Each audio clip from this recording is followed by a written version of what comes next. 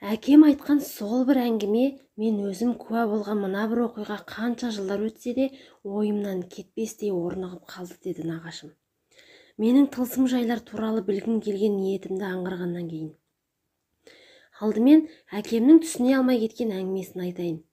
Әкемнің әкесі, яғни менің атам, Абыралы өңірінің бір түкпіріне жайлауға шыққан екен. Күнделікті қойларын өріске шығарғанда қолындағы қысыр биесін де тұсап отқа қойып жүреді. Біраз күндерден кейін қойын шарбаққа қамаған соң, атам биені алып қайтуға келген сайын оның жалының кәдімгі қыздың бұрымындай бірақ жуан етіп өріліп қалатынын байқайды. Алғашқы 1-2 күнде мән бермеген атам әдеттегідей тағы да кешкісін биенің оқталап жатқанда жалының тағы да өрілі тұрғанын көреді. Бұл не жұмбақ? Күнде таңертең өрілген жалын тарқатып өріске жіберетін қысыр биенің жалын өріп жүрген кім? Ауылдағы құрдастарының бірінің ісі дейін десе, ен далада отырған жалғыз үй. Тіпті көрші қоныстанғаннан да ешкім жоқ. Жақын маңайда қоныс еткен малшылар жоқтығы тағы да белгілі. Атам неде болса алыстан бақылап отыруға бел байлайды. Отар қойды түс ауа шарбағына қамағаннан кейін атына мініп сақтана жүріп отырып биенің өрісіне беттейді. Міне қызық, бие күндегі жерінен ұзап елеусіз тұрған ескі бейітке барып қалыпты. Ал атам биенің жалына қарағанда көзі шарасынан шыға жаздады. Көк шапан киген кіп-кішкентай ақсақалды әлдебір шал жылқының мойнына қонақтап алып жалын өруге кірісіп кетіпті. Күтпеген көріністің әсерінен өз-өзінен булығып қалған атамның дыбысын шығаруға бата алмай, қанша тұрар белгісіз еді, астындағы ата ауыздықты кере ала ұмтылып кісінеп жібермегенде.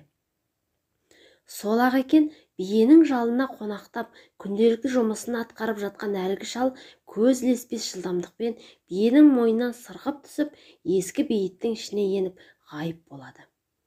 Биенің тұсауын шешпестен секірте айдап қораның алдына әкелген атам жалының жартылай өріліп қалғанын көреді.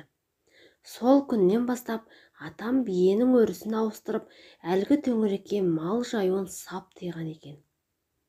Бірақ ескі бейіттің ішінен шыққан сол бір кішкентай шалдың жұмбағын біле алмай, білуге жүрегі де дауаламай, әкеме ғана айтып, бұл өмірден өткен екен.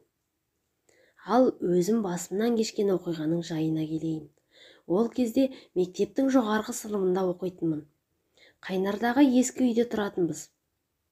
Әжемнің бейуақытта ұйықтамаңдар, бұл үйдің иесі бар дегені ара-тұра естіліп жүргенімен мән бермейтін едім.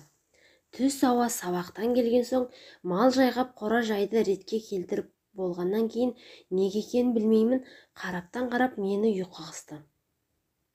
Төсекке шалқамнан жатқан күйі көзім ілініп кеткен екен. Әлдекімнің қарап тұрғанын сезгендей селк етіп оянып кеттім. Көзімді ашқаным сол, тұтығып сөйлей алмай қалдым. Тізем бүгулі қалған екен.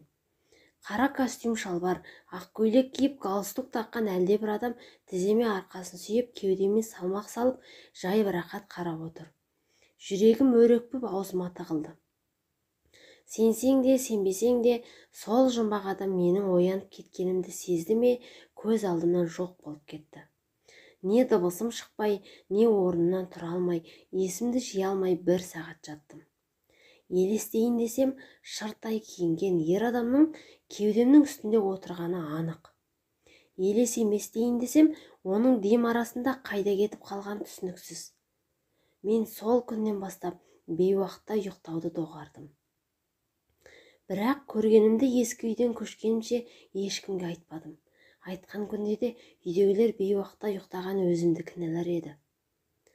Осыдан көп уақыт бұрын айтқан нағашым Сейітқалидан естіген осы бір оқиғалар мен үшін де шешілуі қиын жұмбақ болып қалды. Шынында да ескі бейіттен шыққан әлгі шал кім? Адам дейін десе, оның шамадан тыс кішкентай болуы қалай? Биенің жалын өруі ермек пе? Не әдет? Егер нағашы атамыз жүрегі дауалап бейіт ішіне кірсе, ол шалды ұстап алуға болар ма еді? Осындай қызық ой келеді. Ал бейуақытта еуропаша киімде нағашымның кеудесіне орнығып алған жұмбақ адам кім? Жұмбақ үстіне жұмбақ болып қала берді.